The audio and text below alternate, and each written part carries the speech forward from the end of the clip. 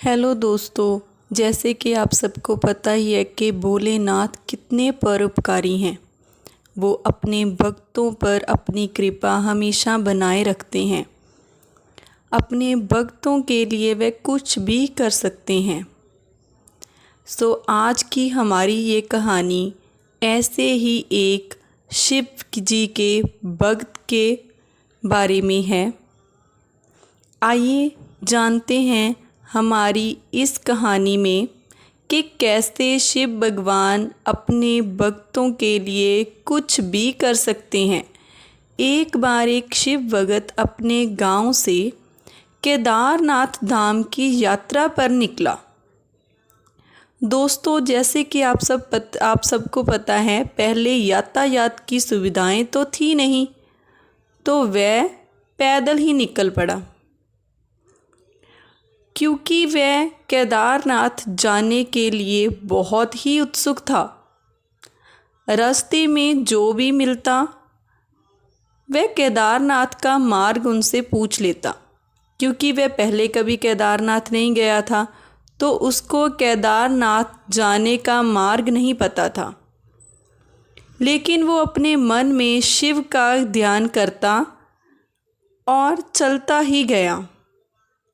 दोस्तों, चलते चलते उसको महीनों बीत गए, क्योंकि वो पैदल चलकर जा रहा था और केदारनाथ की दूरी उसके गांव से बहुत ज़्यादा थी। तो वह महीनों तक चलते रहा और आखिरकार एक दिन वह केदारनाथ धाम पहुंच ही गया।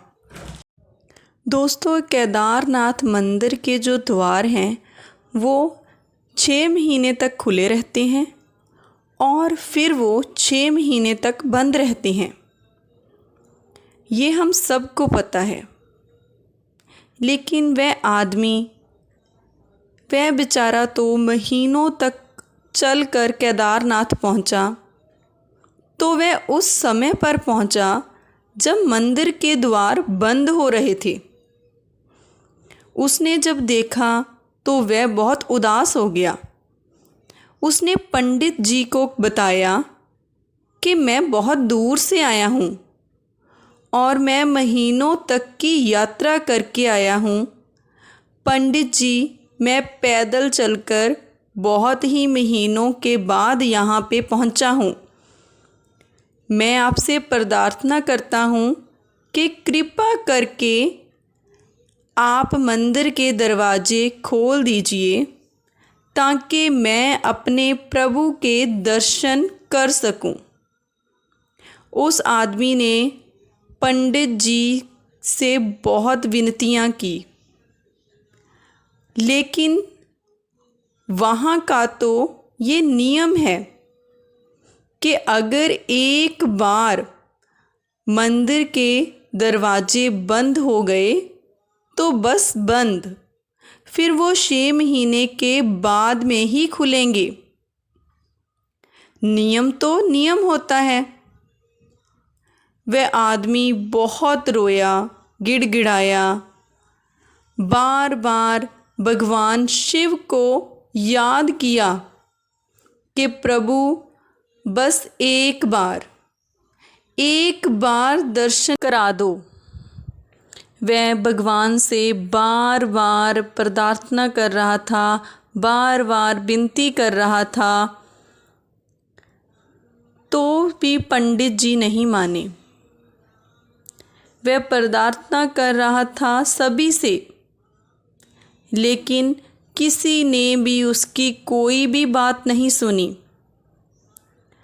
पंडित जी बोले, बेटे अब यहाँ 6 महीने बाद ही आना, क्योंकि 6 महीने बाद यहाँ के दरवाजे खुलेंगे, तभी तुम भगवान के दर्शन कर पाओगे।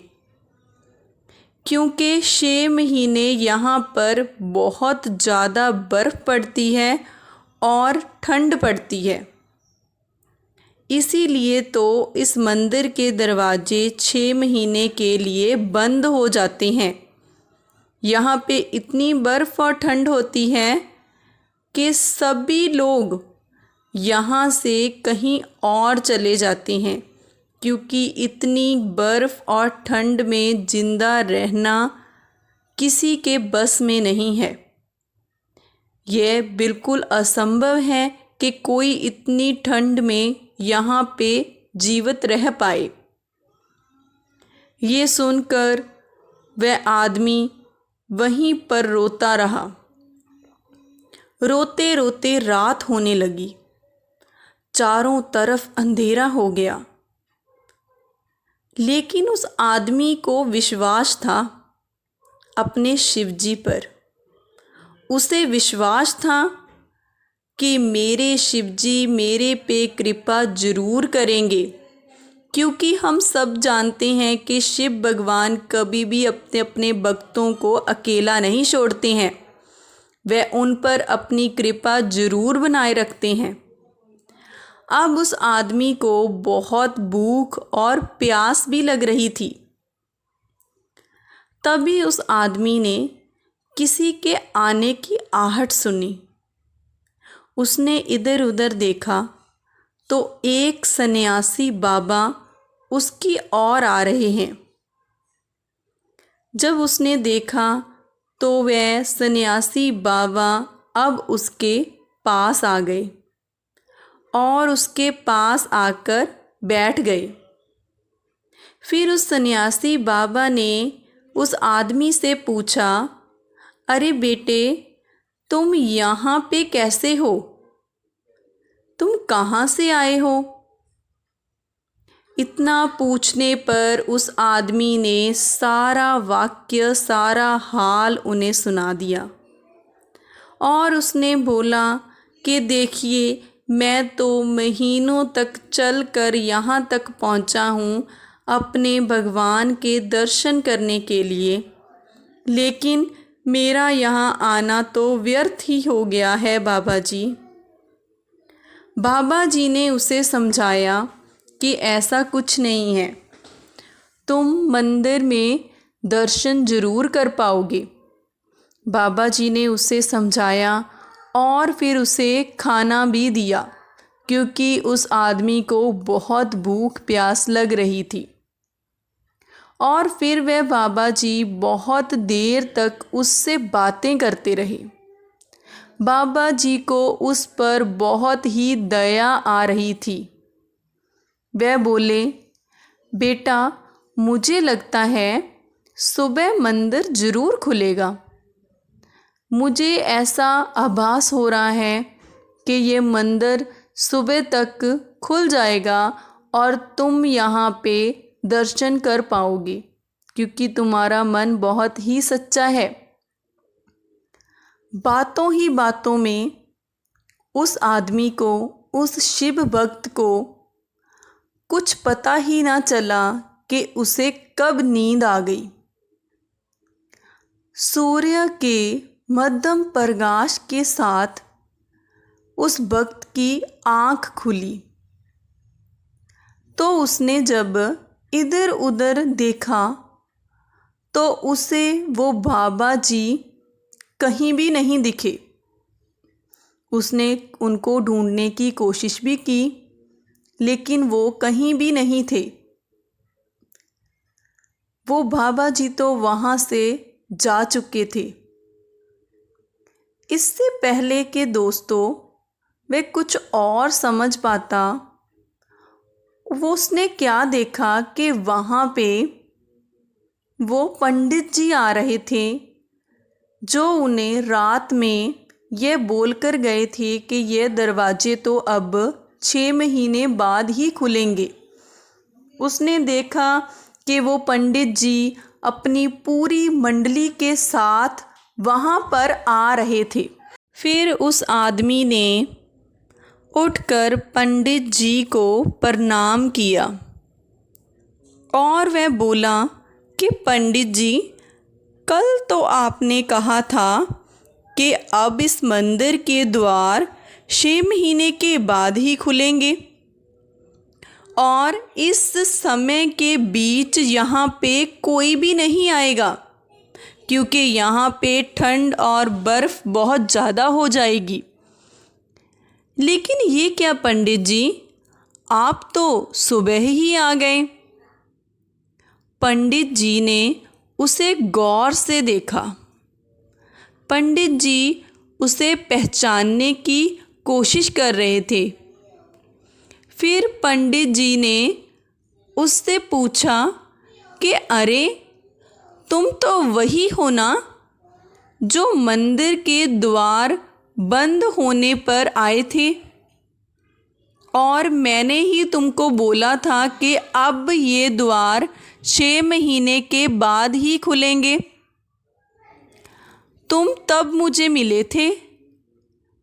अरे, तुम 6 महीने होते ही वापस आ गए।